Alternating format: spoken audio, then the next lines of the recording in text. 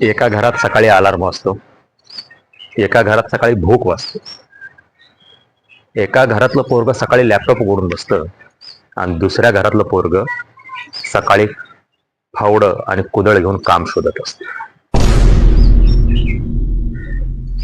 आपण म्हणतो मेहनत करा सगळं शक्य आहे, पण श्रीमंताची आणि गरिबीची सुरुवात एकाच रेषेत होते का? गरीब मुलगा घरात जन्माला येतो, घरामध्ये अगोदरच कर्ज, व्यवसाय सुरुवात करण्यासाठी काही नाही, सरकारी शाळेत शिक्षण. आणि ज्यावेळेस श्रीमंत मुलगा घरात जन्माला येतो, वडिलोपार्जित व्यवसाय असतो, रगड बँक बॅलन्स असतो, त्याला अनुभव असतो, नेटवर्क असतं. गरिबाकडे ते काही नसतं. ही शर्यत 100 मीटरच्या रेषेची नाहीये, ज्याच्यामध्ये श्रीमंत मुलगा अगोदरच 50 मीटर मधून सुरुवात करतो आणि गरिबाला 100 मीटर पूर्ण करावं लागतं. गरीब 8 ते 12 तास काम करतो, महिन्याच्या शेवटी हातामध्ये शून्य बचत. श्रीमंत पैसा कामाला लावतो, पैसा त्याच्यासाठी काम करतो. गरिबाला शिकवलं जातं नोकरी पकड, श्रीमंताला शिकवलं जातं मालकी हक्क पकड. गरीब EMI भरतो, श्रीमंत पैसा वाढवतो.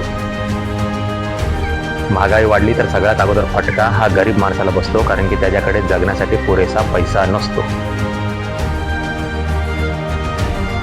गरीब घरात चर्चा होते पैसा वाचव, श्रीमंत घरात चर्चा होते पैसा वाढव.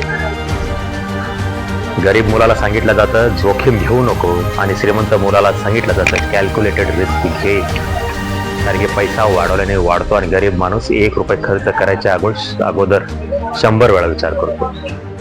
गरीब घरातले वडील रोज सकाळी कामाला जातात, मेहनत करतात, त्यांच्या हाताला गट्टे पडलेले असतात. दिवसभर काम करून शरीर थकलेलं असतं आणि त्यांच्या डोळ्यात एकच स्वप्न असतं आणि डोक्यात एकच विचार असतो की माझ्यासारखा माझ्या मुलाने होऊ नये. वडिलांनी मुलांसाठी किती पण स्वप्न बघू द्यावं, पण जर ही सिस्टीम गरीब माणसाला खाली खेचत असेल, त्यात गरीबाचा काय दोष असणार? गरीब आळशी नाही, तो थकलेला आहे. संधी मिळवण्यात नाही, संधी शोधण्यामध्ये. तेव्हा गरीबाचा मुलगा रेशनच्या रांगेत उभा असतो ना, श्रीमंताचा मुलगा गुंतवणूकदाराच्या रांगेत उभा असतो. एक जण जगण्यासाठी झगडत असतो, दुसरा जण पैसा वाढवण्यासाठी प्लॅन करत असतो. हे सिस्टमच बेकार आहे. आपण सांगतो 100 मीटर धावल्याने यश मिळतं, पण श्रीमंताचा पोरगा अगोदरच 50 मीटर पुढे गेलेला असतं आणि गरीबाच्या मुलाला सुरुवातीपासून सुरुवात करावं लागते. अर्थातच त्याला 100 मीटर धावावं लागतं. आपण म्हणतो मेहनत करा सगळं शक्य आहे, पण मैदान जर उतारावर असेल तर कोणाची गाडी अगोदर वेग पकडणार? जर एखाद्याकडे पैसा, शिक्षण, नेटवर्क, ओळख ही जन्मता असेल आणि एकाकडे फक्त स्वप्न असतील, तर ही शर्यत समान कशी काय? हे पण विचार करण्यासारखी गोष्ट आहे ना. खरं तर ही लढाई गरीब विरुद्ध श्रीमंत अशी नाही, ही लढाई संधी विरुद्ध अडथळे अशी आहे. विचार करा, प्रत्येक घरात शिक्षण सारखं असलं असतं, भीतीऐवजी आत्मविश्वास वाढवला असता, तर आज प्रत्येकाची प्रतिभा चमकत राहिली असती.